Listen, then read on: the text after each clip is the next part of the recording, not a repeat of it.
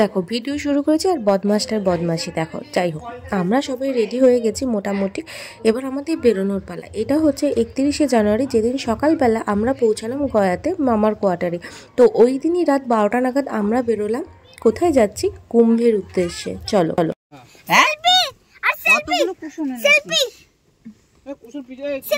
বদমাসটা ভাবছে, মানে আমার বোন ভাবছে যে আমি সেলফি তুলছি। আরে না, আমি তো ভিডিও করছিলাম। যাই হোক, আর ছিল খুবই ঠান্ডা গয়াতে, সেই সময় ভীষণ ঠান্ডা ছিল। এবার মামা গেটে এন্ট্রি করলো। এন্ট্রি করার পর আমরা বেরিয়ে গেলাম। চলো, রাতের বেলা রওনা দিলাম কুম্ভের উদ্দেশ্যে। দেখো বাইরেটা পুরো অন্ধকার, তখন বাজে রাত্রির ঠিক 12টা। মাঝরাতে বাই কার মানে জার্নিটা লাইফে ফার্স্ট টাইম ছিল। অনেকটাই জার্নি, তোমরা বুঝতেই পারছো। রানাঘাট থেকে গয়া সেই দিনই পৌঁছালাম সকালে। তারপরে আবার সেই দিন রাতের বেলায় এবার বেরিয়ে পড়লাম প্রয়াগরাজের উদ্দেশ্যে। কিছুটা জার্নি করার পর প্রায় 1টা-1:30টা নাগাদ আমরা দাঁড়ালাম রাস্তার ধারে এইরকম সাজানো গোছানো লাইটিং করা একটা ধাবাতে। সেখানে আমরা সবাই মিলে চা বিস্কুট খেলাম, খেয়ে আবার দিলাম রওনা।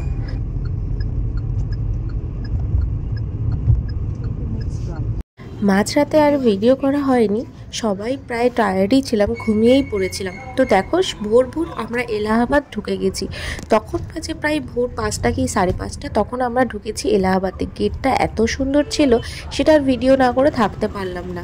আর রাস্তায় আমরা যেতে যেতে প্রচুর ময়ূর দেখেছি, কিন্তু ভিডিও করব কি, আমরা তো চলন্ত গাড়িতে। ভিডিও করার আগেই সেই জায়গাটা পার হয়ে যাচ্ছিল, তো আর ভিডিও করা হয়নি। কিন্তু আমরা এলাহাবাদে গিয়ে অনেক ময়ূর দেখেছি। ব্যাস, ফাঁকায় ফাঁকায় জার্নি করা এবার শেষ। এবার আমরা ঢুকলাম ভিড় জ্যাম এসবের মধ্যে, কারণ প্রচুর মানুষ প্রয়াগে যাচ্ছিল। আর আমরা গেছিলাম বসন্ত পঞ্চমী স্নানের উদ্দেশ্যে। তো একটা ভালো যোগ, সেই যোগে তো অনেক মানুষই গেছে, তাই জন্য ছিল ভীষণ ভিড়। আর ছিল রাস্তাটা এই রকম সাজানো গোছানো। বললাম না আমি নড়তেও পারবো না, চলতেও পারবো না।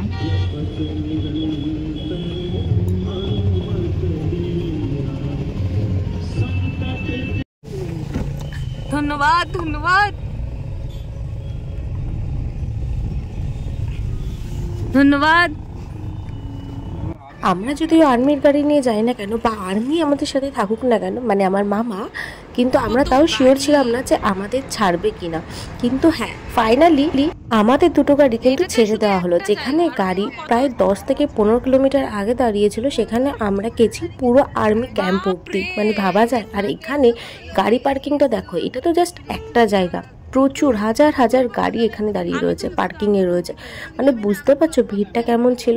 সেই তুলনায় আমরা তো ভিড় পাইনি, সেইগুলো তোমাদের সাথে শেয়ার করব ঠিক পরেই। কি সুন্দর গঙ্গা! গঙ্গার প্রথম ঝলকটা দেখেই খুব খুশি হয়ে গেছিলাম, মনটা বেশ ভালোই লাগছিল গঙ্গা দেখে। যাই হোক, ফাইনালি আমরা গেলাম কুম্ভে স্নানের জন্য। কতটা ভালো লাগছে বলো তো। কত মানুষ এখানে হেঁটে হেঁটে যাচ্ছে, দেখো প্রচুর মানুষ হেঁটে হেঁটে যাচ্ছে, অনেক কষ্ট করে যাচ্ছে। কি করবে বলো, এমনই ভিড় এমনই গ্যাঞ্জাম যে ওখানে গাড়ি আটকে দিচ্ছিল। আর এই ব্রিজটা দেখো ভীষণ সুন্দর। হয়তো আমাদেরও গাড়ি আটকে দিত, আমরাও হয়তো চেষ্টা করতাম না গাড়ি নিয়ে যাওয়ার, কেননা বাবা সাথে ছিল। বাবা তো ভীষণই অসুস্থ, সবে মাত্র বাবার ব্রেন অপারেশন হয়েছে। তো বাবা কি আর পারবে এত দূর হেঁটে যেতে? নিশ্চয়ই না। ওই জন্যই আর কি আমরা আর্মির এই ব্যবস্থাটা নিয়েছি। আর আর্মির ব্যবস্থাটা হয়ে গেছিল বলেই আমরা গেছি, নাহলে হয়তো যেতেও পারতাম না। আর যাওয়ার পথে দেখো জায়গাটা কি সুন্দর সাজানো। সোজা দেখানো তো বোঝাও যাচ্ছে না।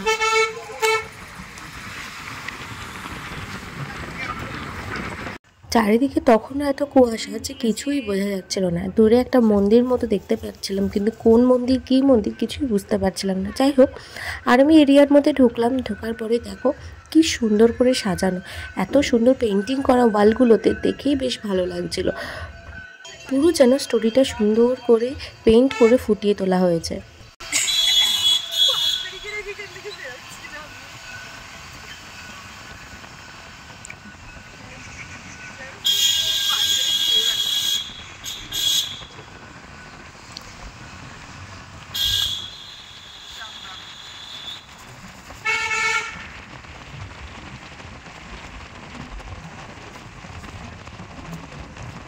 এটাই তো আর্মিদের জায়গা, দেখছি তো তাই। Indian army.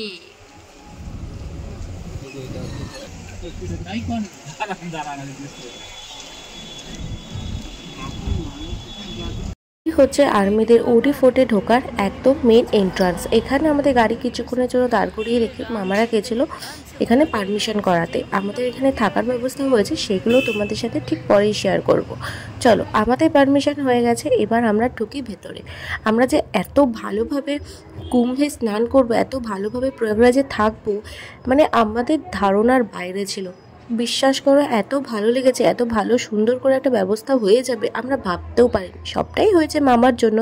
মামা না থাকলে হয়তো এটা হতোই না, পসিবলই হতো না। মামার জন্যই এগুলো পসিবল হয়েছে। আর্মিদের ভেতর এরিয়াটাও সব জায়গাতেই বেশ সুন্দর সাজানো গোছানো। গয়ারটাও তোমাদের দেখিয়েছি, এখানে তো আরও বেশি সাজানো। দেখো ভিতরটা ভীষণ সুন্দর আর অনেকটা বড় এরিয়া নিয়ে। এটা অ্যাকচুয়ালি আকবরের ফোর্ট, মানে আকবরের কেল্লা। সেটাকেই আর্মিরা এখন আর্মিদের ব্যবস্থা মানে ক্যাম্প করে নিয়েছে আর কি। চলো, এবার আর বেশি কথা বলবো না, তোমরা ভিডিওটা জাস্ট দেখতে থাকো। ভেতরটা কতটা সুন্দর সাজানো গোছানো। আর ভেতরেও কিন্তু প্রচুর ময়ূর ছিল, যেগুলো আমরা যাওয়ার যেই সময় দেখেছি আর কি, সেই সময় আর ভিডিও করতে পারিনি। অন করার আগে আমরা জায়গাটা ক্রস করে গেছি, হয়তো পরের দিন দেখেছি হাঁটতে হাঁটতে বেরিয়ে, তখন আর ফোন নিয়ে বেরোনো হয়নি। তো চলো, আর কথা না বাড়িয়ে তোমরা ভিডিওটা দেখতে থাকো। কতটা সাজানো গোছানো আকবরের কেল্লা এবং আর্মিদের এরিয়া, জাস্ট দেখতে থাকো।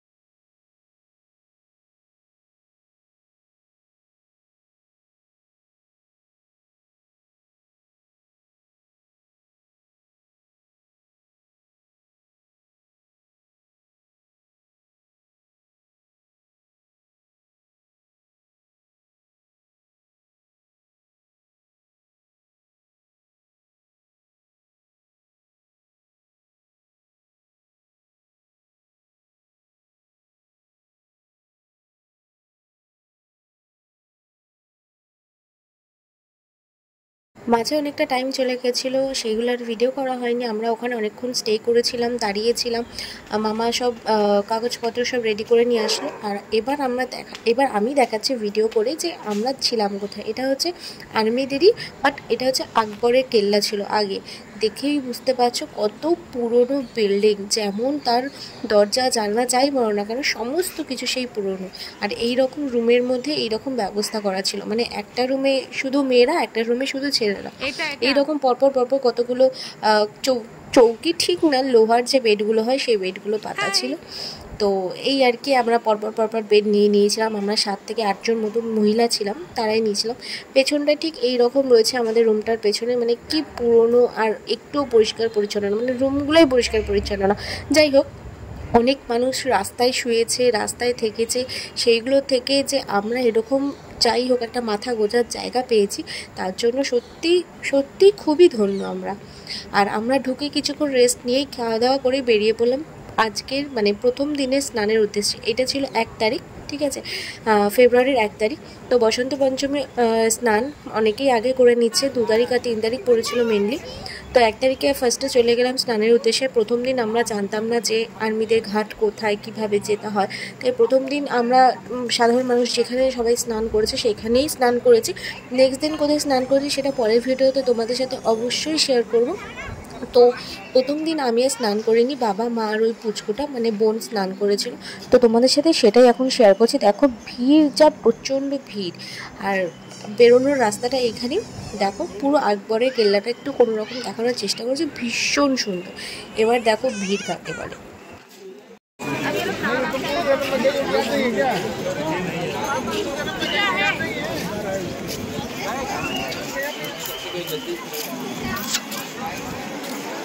বাবা কি ভিড়!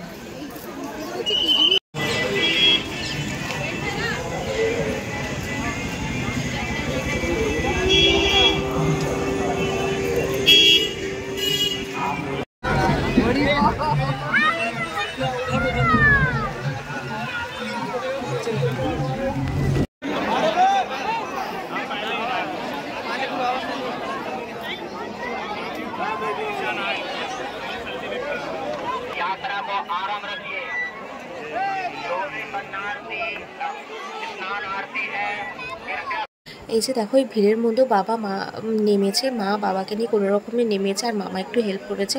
সত্যি কথা বলতে মামা ছিল বলে আজকে এতদূর এত কিছু সম্ভব হয়েছে। মানে ভীষণই ভালোভাবে ও আমাদেরকে ট্র্যাকেল করেছে, বিশেষ করে বাবাকে, কারণ এইরকম ব্রেনের পেশেন্ট নিয়ে যাওয়া খুবই টাফ ছিল। দেখে বুঝতেই পারছো। এই স্নান টান করে উঠলো বাবা 2 তারিখে, মানে পরের দিনও স্নান করেছিল, সেসবের ভিডিও তোমাদের সাথে শেয়ার করব পরে। তবে 1 তারিখে স্নানের এই ছিল হচ্ছে কাহিনী, মানে এত ভিড়ের মধ্যে যে কিভাবে স্নান করলো, ওই জন্য আমি আর স্নান করিনি। তো স্নান টান সেরে এসে এই মাথায় এরকম তিলক কেটে নিয়েছিল, লিখেছিল, বাবার খুব ইচ্ছা হয়েছিল, বাবা মা বোনে, তো ওরা সবাই এসব করলো।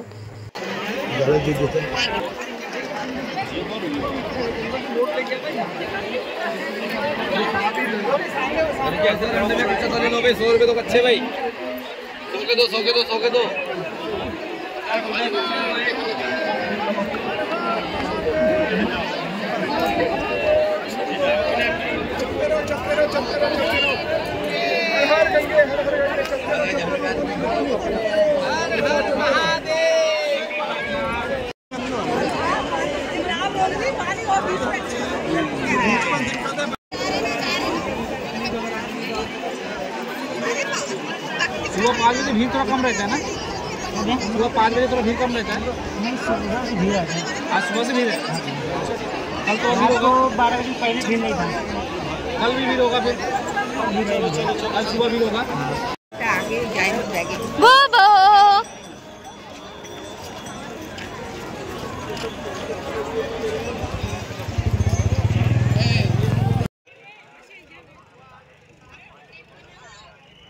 আগে জায়গাটা ভিড় ছিল, বাট একটু এগিয়ে এসে দেখলাম এই জায়গাগুলো ফাঁকাই ছিল। তো যাই হোক আমরা এবার রুমে ফিরলাম, ফিরে লাঞ্চ সারলাম। সেটা হচ্ছে আমাদের আর্মিদের ক্যান্টিনে রুটি ছিল, ভাত ছিল, একটা ভেজ তরকারির মতো ছিল, ডাল ছিল, আর এদের স্যালাড বলতে ছিল হচ্ছে গাজর, আর হচ্ছে মানে লাল লাল গাজর আর মূলো। তো সন্ধ্যাবেলা আবার মানে দুপুরবেলা খাওয়া দাওয়ার পর রেস্ট নিলাম কিছুক্ষণ, তারপর আবার সন্ধ্যাবেলা আমরা বেরোলাম। মানে আমাদের কি বলতো ব্যাপারটা, ঘুরতে যাব কিন্তু রুমে শুয়ে শুয়ে কাটিয়ে দেবো, ব্যাপারটা ঠিক ভালো লাগে না। তাই শরীর খারাপ, জার্নি করেছি, সমস্ত কিছু সব বাড়ি এসে হবে, রেস্ট নেওয়া বাড়ি এসে। যতদিন ঘুরতে গেছি বাইরে রয়েছি ততদিন ঘুরেই কাটাবে।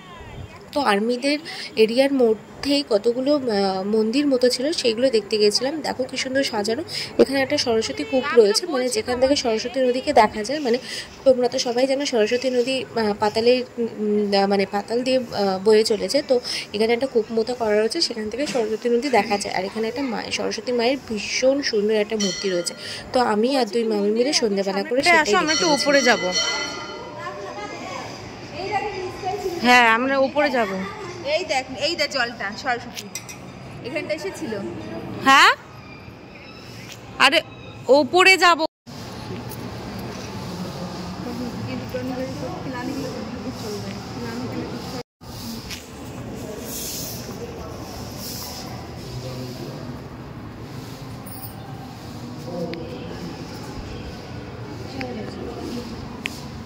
तोड़ते दुश्मन की नली।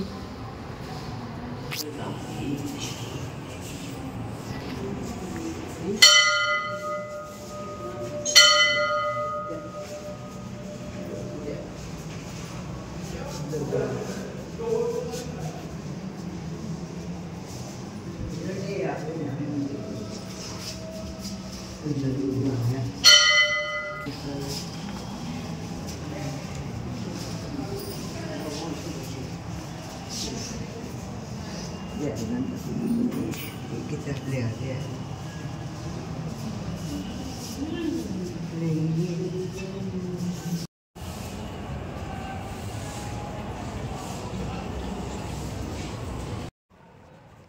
তো ওদেরকে দেখালাম এখানে সরস্বতী ঠাকুর ছাড়াও অনেক রকমের দেবদেবীর মূর্তি ছিল। তো সেগুলো দেখে বেরিয়ে আমরা এবার উপরে যাচ্ছি। মা বাবাকেও ডেকে নিলাম। মা বাবা সরস্বতী কূপটা আগেই দেখে গেছে, তখন আমরা রেস্ট নিচ্ছিলাম। তো বাবাকে ডাকলাম, মাকে ডাকলাম, চলো আমরা এবার ওপরে উঠবো, মানে আকবর ফোর্টের ওপরে উঠবো। ওপর থেকে দৃশ্যটা, মানে সঙ্গমের দৃশ্যটা যদি দেখো, জাস্ট অসাধারণ। আর এখানে একটা মন্দির দেখা যাচ্ছিলো, জানি না মন্দিরটা কিসের মন্দির, আমরা যেতেও পারিনি, কেননা এত ভিড়, ইচ্ছা থাকলেও উপায় ছিল না। আর এখানে তোমাদের সঙ্গমের যে বিয়েটা রয়েছে সেটা তোমাদের দেখাবো।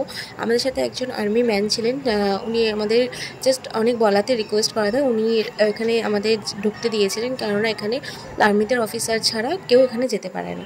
আর এই মানে মেন এই রাউন্ড জায়গাটা, সাইডে অবশ্যই যেতে পারে। তো দেখো সঙ্গমটা, দেখো উপর থেকে সঙ্গমের দৃশ্যটা। আর এটা হচ্ছে হনুমান মন্দিরের লাইট। আমরা সেদিন যাইনি, আমরা পরের দিন গেছিলাম হনুমান মন্দির, সেই ভিডিও তোমাদের সাথে শেয়ার করবো, বাট ভেতরে তো মোবাইল অ্যালাউ ছিল না, তাই তোমাদের দেখাতে পারবো না, কিন্তু ভিডিওটা শেয়ার করছি। যাই হোক, সঙ্গমে অনেকক্ষণ ওই উপরটায় আর কি বসে বসে সঙ্গমটা অনেকক্ষণ দেখলাম, বসেছিলাম, বেশ ভালো লাগছিলো, ঠান্ডা ঠান্ডা হাওয়া দিচ্ছিল। এবার আমাদের আবার ডিনার করতে হবে, কারণ এখানে 8টার মধ্যে, 7টা থেকে 8টার মধ্যে ডিনার হয়ে যায়। তাই আমরা তাড়াতাড়ি করে নেমে এসেছি। নেমে আসার পরে দেখছি এখানে ভীষণ পরিমাণে ব্যান্ড বাজছে আর কি, আর সবাই খুব নাচানাচি করছে। কোনো একজনের প্রমোশন ছিল কোনো এক অফিসারে, তার জন্য এত কিছু আয়োজন। আমরা এবার উপরে উঠবো, উপরে উঠে জানলা দিয়ে তোমাদেরকে দেখাবো, মানে ব্যালকনি দিয়ে দেখাবো যে ওদের মানে একদিনের এনজয়মেন্ট কেমন হয় আর কি। দেখো ওদের ওরাই তো আমাদের জন্য খাটছে বলো, আমরা এত শান্তিপূর্ণভাবে রয়েছি শুধুমাত্র ওদের জন্যই বলো। তো ওদের আনন্দ করতে দেখো নিজেদেরও ভালো লাগে।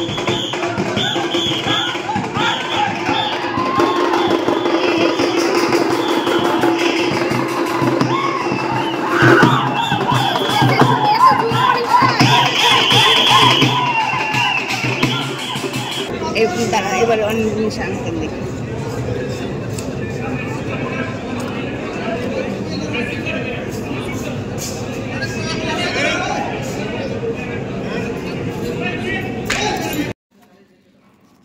চলো এবার ডিনারটা সেরে নিই। আমি দুটো রুটি খেয়ে চলে এসেছিলাম, ভিডিও করা হয়নি।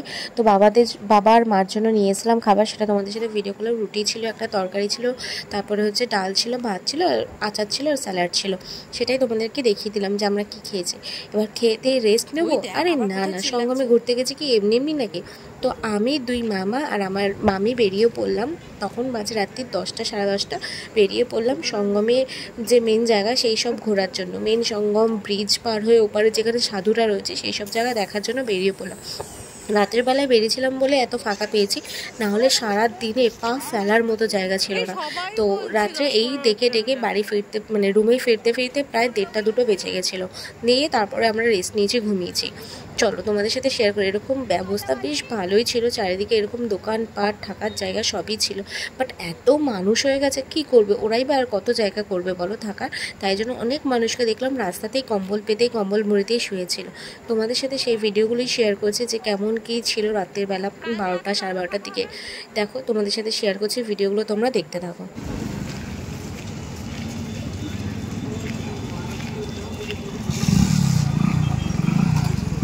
এই রে দাঁড়া,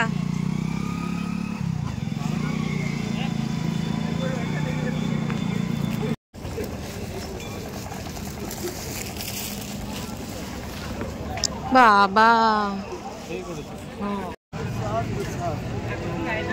पर भी ये करने की पर भी ये दाम दो। ओके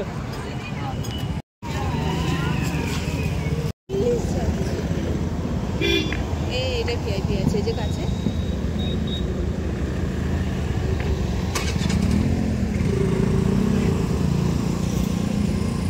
শান্তি শান্তি एकदम नदी মাকে নিয়ে আসলে ভালো হতো, জানো তো, যদি মাকে আনলে না। হাঁটতে পারতো না, পা ফুলে যাচ্ছে। अरे तेरा भोंकवा बंद हो। আমরা এখন রয়েছি দেখো একদম মিডিল সঙ্গমে, ঠিক আছে। এখানে পরপর অনেকগুলো ব্রিজ করা হয়েছিল। আমরা এখন যে ব্রিজটা হচ্ছে সেটা হচ্ছে ভিআইপি ব্রিজ, সেখানে কাউকে অ্যালাউ করে না, একমাত্র মামা আর্মির বলে আমরা রিকোয়েস্ট করাতে আমাদের ছেড়ে দিয়েছিল। আমরা পার হয়ে ওপারে যেতে না যেতেই দেখলাম যারা একদম নতুন সাধু সন্ন্যাসী হতে যাচ্ছে তাদের যে স্নান করতে হয়, স্নান করে যে মন্ত্রপাঠ করতে হয় সেইটার যে প্রসেস সেটাই আর কি শুরু হয়েছে। সেটাও আমরা দেখতে পেলাম নিজেদের চোখে, খুবই ভালো লাগলো। এগুলো দেখাও একটা ভাগ্যের ব্যাপার, বেশ ভালো লাগলো এগুলো দেখে।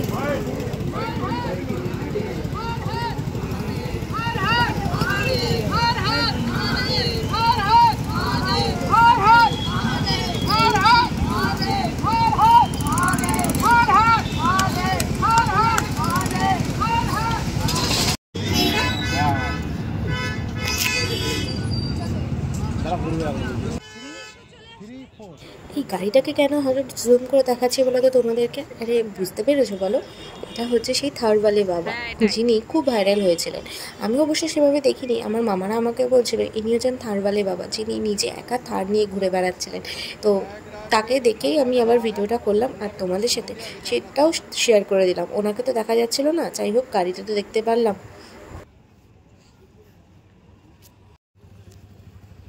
রাত্রে অনেক বাজে, প্রায় 10-15 কিলোমিটার হেঁটে হেঁটে আমরা অতদূর পৌঁছেছি। এবার আমাদের বাড়ি যাওয়ার পালা। বাড়ি যাওয়ার মধ্যে এই রকম একটা ভিডিও বানিয়েছি, দেখো কতটা সুন্দর। ভিডিওটাও তোমাদের সাথে শেয়ার করলাম। এত ভালো লাগছিল মাঝ রাতে, রাতের 1-1:30টার সময় মিডিল সঙ্গমে, একদম সঙ্গমের মাঝে গিয়ে সেটাকে, সেই আবহাওয়াটাকে ফিল করা, তারপরে দেখা। এবার যত রাত বাড়ছে তত দেখি আস্তে আস্তে ভিড় বাড়ছে। সবাই অ্যাকচুয়ালি ভোরেই স্নানটা বেশি হয় তো, তাই জন্য ভিড়টা বাড়ছে। ওই দেখো দেখতে পাচ্ছ, ওটা হচ্ছে একদম মিডিল সঙ্গম। ভিড়টা জাস্ট দেখো, আমরা যখন গেলাম তোমাদের দেখালাম পুরো ফাঁকা ছিল, যখন ফিরছি মানে 1:30-2টো নাগাদ দেখতে পাচ্ছ কেমন ভিড় ছিল। যাই হোক, এইগুলো এবার ঘুরে টুরে এবার আমরা আবার যাব আমাদের রুমে। এবার আমরা রেস্ট নেব, রেস্ট নিয়ে আবার পরের দিনের ব্লগ তোমাদের সাথে শেয়ার করবো। এই হচ্ছে রাতের ফোর্ট, আকবর ফোর্ট, ঠিক আছে? আকবর কেল্লাতে রাতে ভীষণ সুন্দর লাগে দেখতে। ওরা ভালো করে মেনটেন করে এখনও রেখেছে, বাট ভেতরটা খুবই মানে নোংরা আর কি, মানে বললেও পরিষ্কার করে দিচ্ছিলো ঠিকই। তো যাই হোক, গেটে আমাদের গাড়ি রাখা ছিল, এবার আমরা গাড়ি করে এবার যাবো রুমে। চলো টাটা, আজকের ব্লগটা এখানেই। ভালো লাগলে অবশ্যই সাবস্ক্রাইব করতে